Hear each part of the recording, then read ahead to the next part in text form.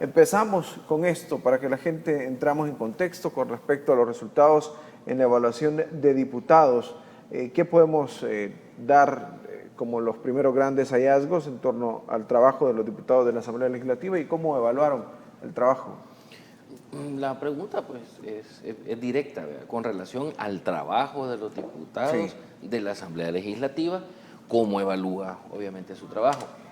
En este resultado lo primerito que se encontró es que la gente ya de antemano tenía un desconocimiento de lo que significa el trabajo legislativo y ahora se ha profundizado aún más, lo que explica justamente que 3 de cada 4, de cada 10 salvadoreños expresan de que es un trabajo deficiente y luego viene disminuyendo, 2,5 casi que es regular, solo otras 2 personas de 10 dicen que es bueno y así sucesivamente.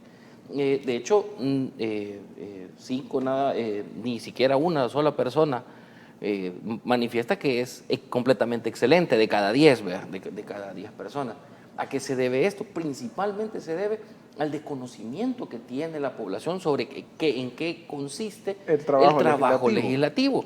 Porque la gente solía o nos mencionaba durante la encuesta y la recogida de datos, no, si ellos aquí andan, aquí nos traen que pintura, que nos traen víveres, pero ese no es el verdadero trabajo legislativo. De hecho, ahora que su calificación es incluso inferior a la de los alcaldes, este tipo de trabajo territorial que le han denominado los diputados, realmente la gente se lo termina atribuyendo a los alcaldes, de lo poco que los alcanza a salvar, mientras que el trabajo legislativo se ha profundizado el desconocimiento que el trabajo de ellos es justamente discutir propuestas de ley, discutir decretos, emitir dictámenes, pero como todo pasa ahora por dispensa de trámite, la gente en esencia desconoce el trabajo legislativo y por ende la calificación que le atribuyen es deficiente. Es más, el trabajo legislativo, cuando tiene, digamos, manifestaciones positivas, alguna ley transitoria o algún tipo de situaciones que tienen un impacto positivo en la población, la gente se lo atribuye al presidente. Y cuando es malo se lo atribuyen justamente a los diputados. Entonces esto genera un poco el descontento de la población. Existen personas incluso que desconocen quiénes son los diputados de su departamento, porque el trabajo realmente dentro de la Asamblea Legislativa no es totalmente visible, más se han enfocado en el trabajo territorial. Recordemos cuando se ofreció precisamente allá en la elección 2021 la Asamblea, se decía en aquel momento, ponían la fotografía o las imágenes de los que estaban los mismos de siempre, ¿verdad? Poco a poco, y esa fue la oferta, apoyemos al presidente, esa era la consigna. Fueron quitando a estos personajes y ponían caras despersonalizadas. Ahora, eso en ese momento era el peso político, la ola era grande, el consenso era grande. Este consenso con el tiempo después se fue generando. Acuérdense que los partidos políticos no son ni club de amigos, ni son logias, ni son iglesias, ¿verdad? Son realmente estructuras de poder. Y hay que echarle también una parte de esta responsabilidad a las disputas internas que tienen los partidos. Pues Nuevas Ideas es una gran torre de poder. Y eso también empezó a menguar. Hace un par de meses, ya casi un año, empezó a darse una disputa entre los famosos sobresueldos, internamente. Eso empieza a ser un desgaste. Después, comunicación. Y acuérdese bien que si bien es cierto, las leyes son promovidas desde el Ejecutivo, quien aprueba el Legislativo. Entonces usted está viendo que muchas de las facturas de leyes las está pagando en este caso el Legislativo. Ahora, en esa comunicación política hay una exigencia y se puede traducir que la población está viendo algo que el doctor Zumeta dice, que es que el legislador tiene una función como un control natural del Ejecutivo, independientemente este control sea de la misma estructura de poder, siempre y cuando cumpla esa responsabilidad. Y mucha parte del trabajo legislativo se ha visto menguado porque la existencia del músculo político de la Asamblea no ha sido suficiente para impactar en la opinión del electorado, en este caso particularmente la zona occidental. Sí, no se ha visto, digamos, el trabajo como tal, y eso, hablando de la zona occidental, vamos a poner la siguiente lámina, donde justamente podemos ver la valoración de los diputados por departamentos, porque en Santa Ana es donde me llama la atención que es el más bajo, 4.58, el más alto en Aguachapán, 5.43, y 502 también. Bueno, ahí están el mapeo de lo que opina la gente del occidente de sus diputados. Y aquí se midieron a todos. Al final, esto es lo que ven. Pero ¿consideran ustedes que es por el desgaste natural de la Asamblea Legislativa? Fíjense que irónicamente, primero que el departamento de Santa Ana es el que tiene más diputados, sí, y es el que tiene la calificación más baja. Por ende, se deduce que es de quienes se tenía una expectativa más, sí, más alta. Ahora, ¿qué es lo que sucede? Bueno, y si históricamente la Asamblea Legislativa no salía bien evaluada, era antes porque no llegaban a consensos, porque no les gustaban los pleitos, porque los tratos debajo de la mesa, porque aquellos partidos satélite que solo servían para balancear para uno y para otro lado, era el motivo de descontento en el que no llegaban a consensos o que se estropeaban, digamos, los planes por ser simple oposición banal. Pero ¿qué pasaba en ese momento? Los diputados que eran destacados eran aquellos que en sus intervenciones defendían puntos, analizaban propuestas, se ponían férreos en las comisiones para defender o para hacer propuestas de leyes. Eso era lo que indistintamente del partido destacaba a algunos diputados. Y ahora, pues el dato que se vuelve relevante es que ahora, teniendo un consenso tan amplio, sí, la calificación no solo sigue siendo deficiente, sino que incluso desciende. Entonces, ¿qué quiere decir? El consenso total y mayoritario no es la clave para una buena calificación sobre el trabajo legislativo. Es justamente el debate. Y en este momento, en El Salvador nos hemos olvidado que el primer poder del Estado no es el ejecutivo, es el legislativo, porque es donde está representada toda la gente. ¿No están parlamentando? Mire, bueno, si veamos la evidencia, yo legalmente veamos la evidencia. ¿Cuántas iniciativas de ley han presentado los diputados? Han presentado ellos iniciativas de ley trascendentales para el país, que impacten la vida pública. ¿Cuántas de estas iniciativas? Bueno, yo en su momento determinado señalaba, hay leyes que se han aplicado donde se arma una comisión que dura 2 horas y media, y son leyes que van a impactar la vida del país. Hay tantas dispensas de trámite. Mire, hay que decir algo, la población salvadoreña, aunque alguien lo pueda plantear de otra manera, sí ha crecido en su cultura política, que tal vez no tenga los ideales de una cultura política como posiblemente se esperaría, pero el nivel de cultura política del salvadoreño y lo ya que cambió. Cambian. Mire, la historia ha demostrado, si cuando tuvieron que echar a la arena frente, rompieron ese bloque. Sí. Y lo rompieron por una razón, porque no estaban dando soluciones. ¿Qué va a pasar con este descontento con los diputados? ¿Va a crecer la oposición? No creo, realmente no lo creo. Es que si por oposición estamos hablando del FMLN o de Arena, realmente no es que vayan a crecer, es que también ellos no son una propuesta ni una opción para la población en este momento para que lleguen. El punto acá es que se ha despersonalizado la figura del legislador como tal, ¿verdad? De aquel encargado de representar los intereses de todos los sectores a nivel nacional, que en este caso medimos los de Occidente, de representar los intereses de los departamentos de donde vienen y plantear propuestas en la Asamblea Legislativa para beneficio de la población. Con Walter platicábamos, no sirve de nada llevarle, pues, como un buen gesto obviamente sí lo es, pero no sirve desde el trabajo legislativo llevar a una comunidad víveres, ayuda, láminas o algo así, a llevar una propuesta de ley para sacar a la gente de las zonas de vulnerabilidad y que se debata. Y con esto yo no digo que se apruebe, pero que sea un diputado. Miren, allá en mi zona, en Aguachapán, allá en Santa Ana, en la zona tal, hay vulnerabilidad. Aprobemos esta ley porque seguramente en todo el país hay gente con estas mismas condiciones. Porque no aprobamos una ley para educar a la gente o para la concientización de los riesgos, para no decir que vaya, que es responsabilidad del Estado y que hay que irlos a sacar a todos, de concientizar, de lo que sea, con solo que se interponga esta ley, y aunque se la rechacen, la gente ve el trabajo legislativo y que sea el diputado luego que diga, mire, yo propuse esta ley porque es lo que yo considero que beneficia. Eso te genera un mayor impacto en la percepción sobre el trabajo legislativo que efectivamente ir a regalarle a la gente, y no digo que con esto que está mal, pero el impacto del trabajo legislativo no es andar haciendo obras de beneficencia, es legislar por la población. Se puede confundir y ahí estamos viendo en esta lámina con relación a las áreas de trabajo legislativo como tal, cómo evalúan el aporte de legisladores realizado hasta la fecha. ¿Se puede malinterpretar el trabajo territorial de un diputado? Correcto, sí se puede malinterpretar, porque fíjense que aquí es bien importante. El principal punto deficiente señalado en la encuesta es participación y acercamiento a la población para conocer sus necesidades. Sí. Yo creería que no es tanto solo conocerla, porque hay legisladores que sí, ahí se ven en el territorio, que andan en las comunidades. El problema es que la lleven a la asamblea realmente. Que se traduzca en una ley lo que estamos diciendo. Porque yo les sabré decir algo, y que eso es lo que nos está demostrando todo esto.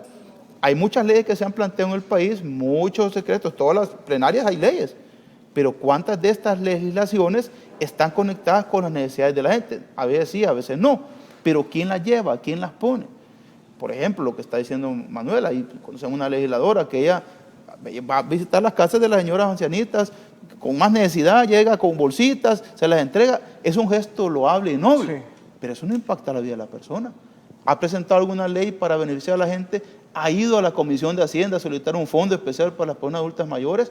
Ya te puedo mencionar, ahí estaba la famosa ley de los vigilantes que tanto se habló, que al final de cuentas que durmió los años de justo y empezaron a plantear un gran pleito por eso, y así te puedo mencionar más leyes.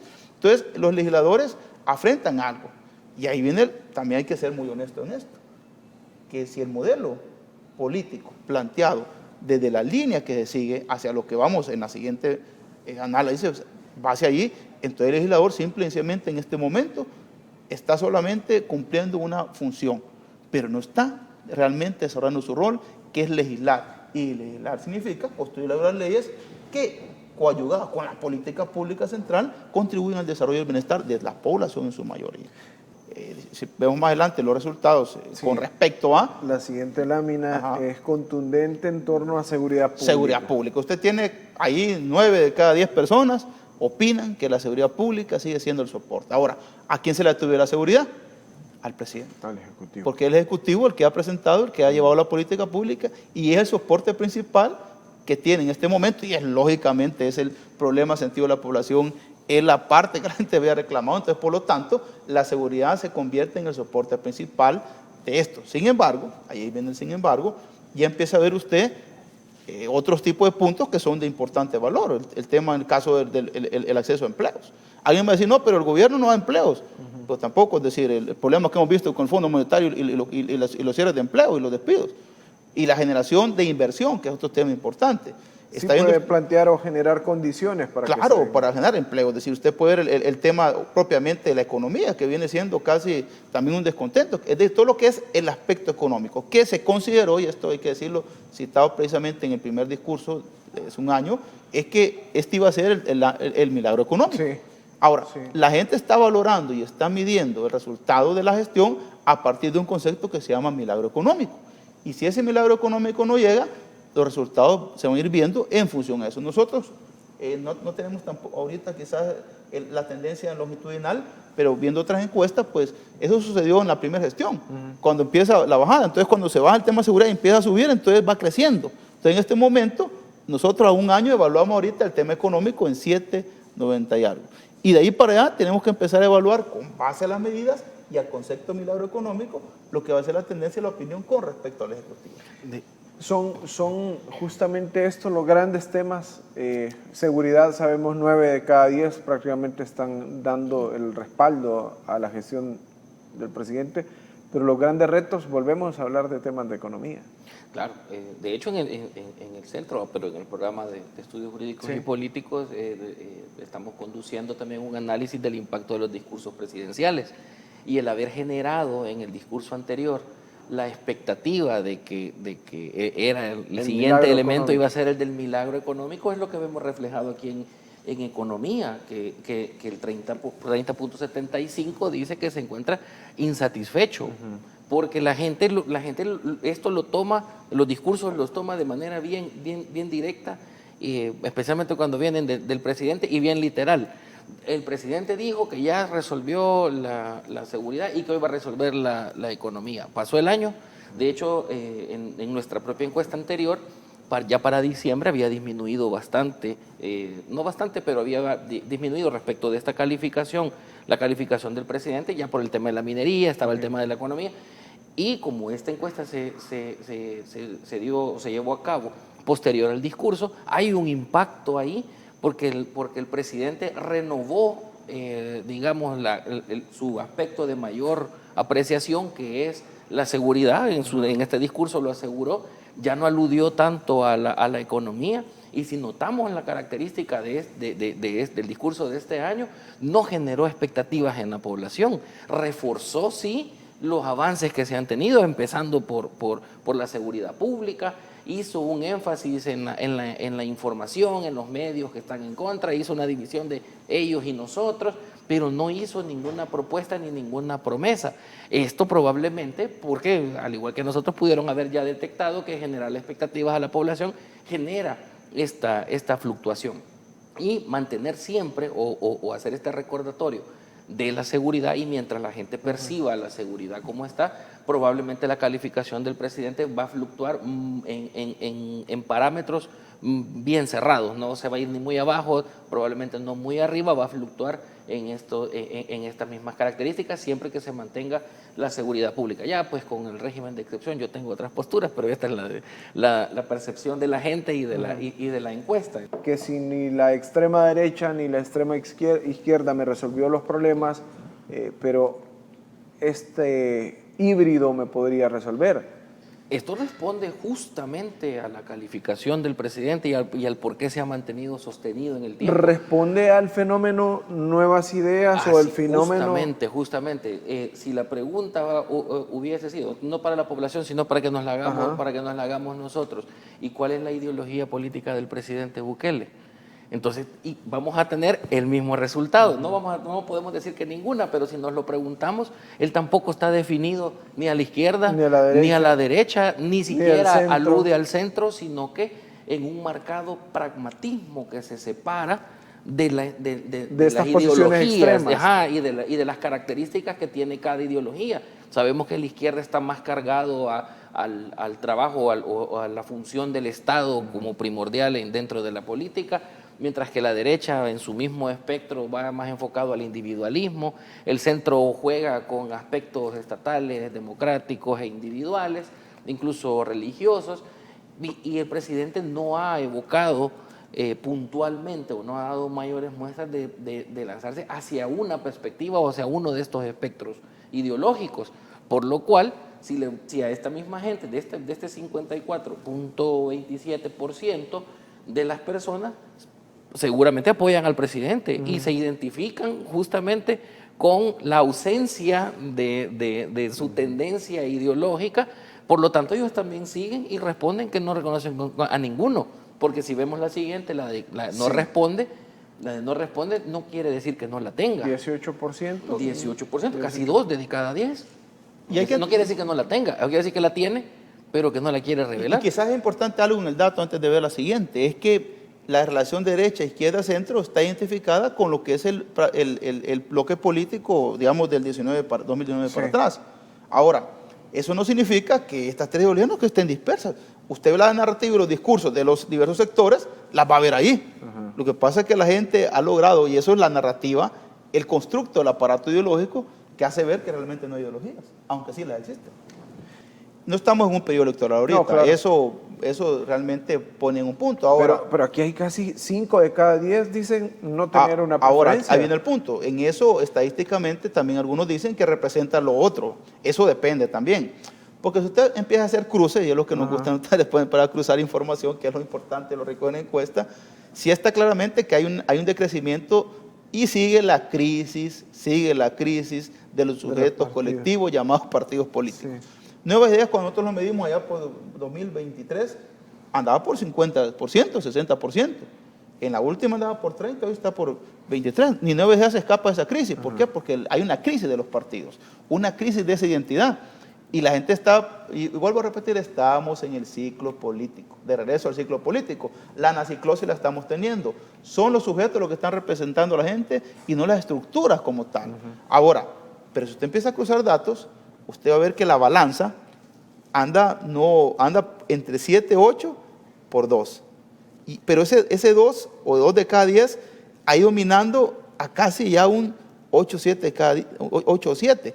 Usted está viendo que hay un constructo ahí. Lo que pasa es que no es una manifestación plena de su descontento. Ahora, la lectura que tienen que hacer los políticos, porque esta es una lectura política, es realmente qué se va a impactar y hacia dónde va el modelo y la lucha de cara a lo que va a ser ya 2026, donde las cosas se van a poner de otro color. Porque ya cuando se mete esa parte política y de grupos obviamente interesados en estos datos, muchos dirían, bueno, hay 5 de cada 10 descontentos con nuevas ideas y que se van a trasladar a oposición. No es automático, no es automático. Es decir, o sea, no podemos afirmar eso. Yo no puedo afirmar y tampoco, porque la evidencia no nos permite decir que porque hay un descontento se va para el otro lado. Sí. Ahora, realmente lo que sí está claro es de que los sujetos políticos y el entendimiento de un sujeto político emergente no pasa por lo que tradicionalmente se conoce. Ajá. Tiene que ser el andamiaje de una fuerza que sea capaz de canalizar descontentos porque no represente el pasado. Porque tampoco el pasado está en el imaginario colectivo actual dado por algo bonancible. De hecho, si cruzamos esta con la anterior, la explicación de que el partido Nuevas Ideas supere casi 9 veces al segundo lugar, que es el partido FMLN, y si todavía hacemos un análisis más profundo de cuál es la diferencia entonces entre el FMLN y Arena, en principio es que los discursos ideológicos ya no van a funcionar en este periodo electoral.